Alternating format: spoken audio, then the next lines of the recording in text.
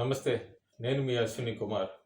Congress MP Rahul Gandhi నాగ్పూర్‌లో Congress party ఆవిర్భావ సభలో మాట్లాడుతూ చాలా ఆవేశంగా మాట్లాడారు. ఎన్‌డీఏ గురించి, బీజేపీ ఎంపీల గురించి, అట్లాగే సెక్యులరిజం గురించి, కమ్యూనిస్ట్ పార్టీల గురించి, ఇండీ ఎలియన్స్ గురించి విపరీతంగా అసలు అక్కడికొచ్చిన జనాల్ని చూసి చాలా ఆవేశంగా, ఉత్సాహంగా మాట్లాడినట్టుగా ఆయన అనుకున్నారు గానీ, చాలా విషయాలు ఆయన మర్చిపోయారు. బహుశా 25 సంవత్సరాల కిందట 1998లో లోక్‌సభలో జరిగిన ఒక సన్నివేశాన్ని ఆయన మర్చిపోయినట్టున్నారు. దాన్ని ఆయన గుర్తు చేద్దామని ఈ ఐటెము. 1998లో ఎన్‌డీఏ పార్టీ అతి పెద్ద పార్టీగా, సింగిల్ లార్జెస్ట్ పార్టీగా లోక్‌సభలో అడుగుపెట్టింది. లోక్‌సభలో అడుగుపెట్టి ప్రధానమంత్రిగా వాజ్పేయిని ఎన్నుకున్నారు. వాజ్పేయిని ఎన్నుకునగానే కాంగ్రెస్ పార్టీ కమ్యూనిస్ట్ పార్టీలతో చేతులు కలిపి అవిశ్వాస తీర్మానాన్ని ప్రవేశపెట్టినాయి. అవిశ్వాస తీర్మానంలో కూడా ఆహ్, ఎన్‌డీఏ సభ్యులు మాట్లాడుతున్నప్పుడల్లా కాంగ్రెస్ సభ్యులు ఎదురుదాడికి దిగారు. అట్లాగే ఎన్‌డీఏ సభ్యులు కాంగ్రెస్ పార్టీ మీద ఎదురుదాడి మొదలుపెట్టినప్పుడల్లా కమ్యూనిస్టులు కాంగ్రెస్‌కి మద్దతుగా ఎన్‌డీఏ మీద ఎదురు తిరిగారు. ఇట్లా కమ్యూనిస్ట్ పార్టీలు 2 కూడా కలిసి ఎన్‌డీఏ సభ్యులను మాట్లాడనివ్వకుండా చేస్తుంటే, అప్పటి ఎన్‌డీఏ కన్వీనర్‌గా ఉన్న జార్జ్ ఫెర్నాండెజ్ లోక్‌సభలో లేచి ఇట్లా ప్రసంగించారు. ఆయన మొదలుపెట్టే లోపలే కాంగ్రెస్ సభ్యులందరూ కూడా లేచి గొడవ చేయడం మొదలుపెట్టారు. అయినా స్పీకర్ తర్వాత జార్జ్ ఫెర్నాండెజ్‌కి అవకాశం ఇస్తే, ఆయన కాంగ్రెస్ పార్టీ చాలా బలమైన సంస్థ, ఒక గట్టి ఆర్గనైజేషన్‌తో పనిచేస్తోందన్నది మీకు తెలియజేయాలనుకుంటున్నాను అని పుస్తకం తీసి చదవటం మొదలుపెట్టారు జార్జ్ ఫెర్నాండెజ్. ఆ పుస్తకంలో ఏముందంటే, కాంగ్రెస్ పార్టీ అవినీతికి మూలాధారం అని చెప్పే లోపలే కాంగ్రెస్ పార్టీ సభ్యులందరూ కూడా బెంచ్ నుంచి అరవటం మొదలుపెట్టారు. కానీ ఫెర్నాండెజ్ ఇదేం పట్టించుకోకుండా ఆ పుస్తకంలో చూసి చదవటం మొదలుపెట్టారు. ఆ పుస్తకంలో ఏముందంటే, బ్రిటిష్ వాళ్ళు విడిచిపెట్టారు, కానీ కాంగ్రెస్ పార్టీ ఆ స్థానంలోకి వచ్చింది. గత 50 ఏళ్లలో భారతదేశంలో అవినీతిలో కాంగ్రెస్ పార్టీ సరికొత్త రికార్డులు నెలకొల్పింది. ఇవన్నీ చెప్తున్నప్పటికీ అటు కాంగ్రెస్ సభ్యులు, కమ్యూనిస్టులు మాత్రం ఫెర్నాండెజ్‌కి అడ్డు తగులుతూనే ఉన్నారు. అయినా కూడా జార్జ్ ఫెర్నాండెజ్ ఎక్కడా అధైర్యపడకుండా ఆయన ప్రసంగాన్ని కొనసాగిస్తూనే ఉన్నారు.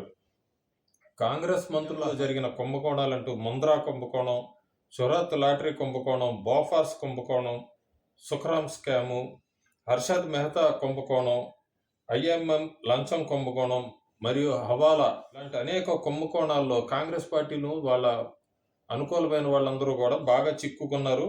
భారత ప్రజాస్వామ్యంలో ప్రతి వ్యవస్థను కాంగ్రెస్ చిన్నాభిన్నం చేసింది, భ్రష్టు పట్టించింది అన్నారు. దానికి కాంగ్రెస్ వాళ్ళందరికీ చాలా కోపం వచ్చింది.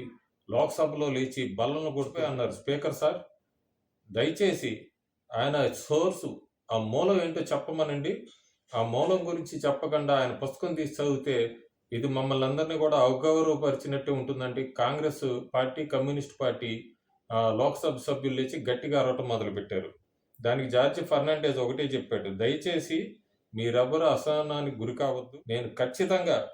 నేను ఎక్కడి నుంచి చదువుతున్నానో ఈ సోర్సు, మూలం ఇది మీ ముందు ప్రవేశపెడతాను. అయితే నేను చెప్పిన దాన్ని పూర్తిగా వినండి అని. సెక్యులరిజం విషయంలో కాంగ్రెస్ పార్టీ రికార్డు కూడా అట్లాగే ఉంది. చరిత్రలో వివిధ సమయాల్లో కాంగ్రెస్ గూండాలు అల్లర్లలో, ముఖ్యంగా ఢిల్లీ వీధుల్లో 3000 మంది సిక్కులు చంపబడ్డారు. మరియు ప్రధాని రాజీవ్ గాంధీ ఇదంతా కూడా మౌనంగా చూశారు. ఇప్పుడు చిరకాల అప్పుడు గాని వాళ్ళలో సిక్కుల గురించి ఊచకోత ఎత్తినప్పటి నుంచి కాంగ్రెస్ సభ్యులకి, ఇంకా సిపిఎం సభ్యులకి ఆవేశం వచ్చేసింది. మళ్ళీ అడ్డం తగిలారు. తగిలితే జార్జ్ ఫెర్నాండెజ్ ఒకటేనా, నాకు 2 నిమిషాలు టైం ఇవ్వండి, నేను మొత్తం సోర్స్ వెల్లడిస్తాను అంటూ మళ్ళీ పుస్తకాన్ని చదవటం. పుస్తకంలో ఏముందంటే, చరిత్రలో ఏ దేశం కూడా చెడు పాలన మరియు మితిమీరిన అవినీతిని భాగస్వాముల్ని అభివృద్ధి చెందలేదు.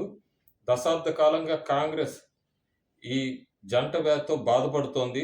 దాని మనుగడ భారతదేశ పురోగతికి హానికరం అనగానే కాంగ్రెస్ నాయకులకు మళ్ళీ కోపం వచ్చింది. మళ్ళీ లేచి బల్లల నుంచి లేచి అరవటం మొదలుపెట్టి గందరగోళం సృష్టించారు లోక్సభలో. మాకు సోర్స్ కావాలా, ఆయన ఏదో పుస్తకం చూసి చదువుతూ చెప్తున్నాడు, ఆ పుస్తకంలో ఏముంది, అసలు ఆ పుస్తకం ఎవరిదని చెప్పి కాంగ్రెస్ పార్టీ, కమ్యూనిస్ట్ పార్టీలు లోక్సభలో ఎట్లా అంటే అట్లా గొడవ చేస్తే జార్జ్ ఫెర్నాండెజ్ ఒకటే చెప్పాడు, సార్ ఇంకా చదవటానికి చాలా సమయం ఉంది, కానీ ఇప్పుడు ఈ మూలానికి ఇది ఎక్కడి నుంచే చదువుతున్నాను, ఇదంతా నేను చెప్పకపోతే బాగుండదని చెప్పి ఆయన ఆ బుక్ ఏంటంటే 1998లో కమ్యూనిస్ట్ పార్టీ వాళ్ళు ఎలక్షన్స్ టైంలో మేనిఫెస్టో, ఆ మేనిఫెస్టోని జార్జ్ ఫెర్నాండెజ్ లోక్సభలో చదివి వినిపించాడు. అది కాంగ్రెస్ పార్టీ చరిత్ర, కాంగ్రెస్ పార్టీకి మద్దతు తెలిపిన కమ్యూనిస్ట్ పార్టీ చరిత్ర. ఈరోజు కమ్యూనిస్ట్ పార్టీ కాంగ్రెస్ పార్టీ కలిసి ఇండియా ఎలియన్స్ అంటూ చెబుతూ ఎన్డీఏకి వ్యతిరేకంగా మాట్లాడుతున్నారు. కాంగ్రెస్ పార్టీ చరిత్ర ఏంటో ఎన్డీఏ చెప్పక్కర్లేదు, కమ్యూనిస్టు పార్టీ చరిత్ర ఏంటో ఎన్డీఏ చెప్పక్కర్లేదు. వాళ్ళ మేనిఫెస్టోలోదే 1998, దాదాపు 25 సంవత్సరాల కిందటే జార్జ్ ఫెర్నాండెజ్ లోక్సభలో ప్రస్తావించారు. అది కూడా ఎన్డీఏ పెట్టిన మేనిఫెస్టో కాదు, కమ్యూనిస్టులు పెట్టిన మేనిఫెస్టో. రాహుల్ గాంధీ వాళ్ళ నాగ్పూర్లో మాట్లాడే ముందు ఒక్కసారి 98లో కమ్యూనిస్టులు పెట్టిన మేనిఫెస్టో ఏంటో చదివితే చాలా బాగుండేదని నా అభిప్రాయం. Thank you.